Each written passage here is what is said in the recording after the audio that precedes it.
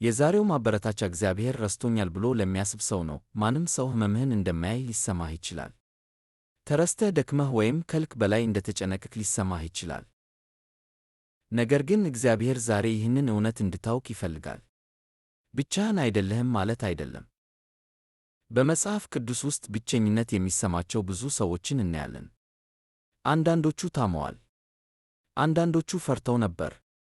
አንዳንዶቹ ደክመው ተስፋ ለመቁረጥ ዝግጁ ነበሩ። እግዚአብሔር ግን አልተዋቸውም። እግዚአብሔር አይቷቸዋል። እግዚአብሔር ጩኸታቸውን ሰምቷል።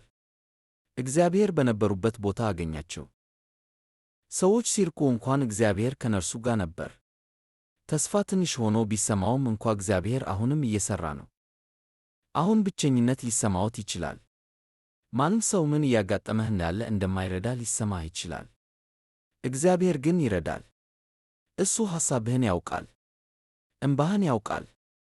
ጸጥ ያለ ጸሎቶችህን ያውቃል። መጽሐፍ ቅዱስ እግዚአብሔር ለተሰበረ ልብ ቅርብ እንደሆነ ይነግረናል። እሱ ደካማ ለሚመስሉ ሰዎች ቅርብ ነው። በጨለማ ጊዜያት አብሮህ ይሄዳል። እስካሁን ሲሠራ ላታየው ትችላለህ። ነገር ግን እግዚአብሔር ከአንተ ጋር ነው። በደከምክበት ጊዜ እንኳን አንድ እርምጃ በአንድ ጊዜ ጥንካሬ ይሰጥሃል። ድካም ቢሰማህም እንኳ ይጠብቅሃል። ስለዚህ ተስፋ አትቁረጥ። መጸለይህን አታቁም። አጋር በምድረ በዳ ውስጥ የማይታይ እና ብቸኛ የሆነች መስሏት ነበር። እግዚአብሔር ግን አይቶ በስሟ ጠራት። መበለቷም አንድ ልጅን ካጣች በኋላ ተስፋ ቆርጣ ነበር። ነገር ግን ኢየሱስ ሕመሟን አይቶ ልጅን ከሞት አስነሳላት። እነርሱን የረዳ አምላክ አሁንም ከአንተ ጋር እንዳለ እመን።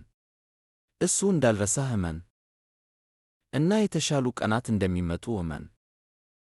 ይህ ማበረታቻ ልብህን ከነካ እባክህ ተጨማሪ የመጽሐፍ ቅዱስ ታሪኮችን እና ሳምንታዊ ማበረታቻዎችን ለማግኘት ላይክ እና ሰብስክራይብ አድርግ።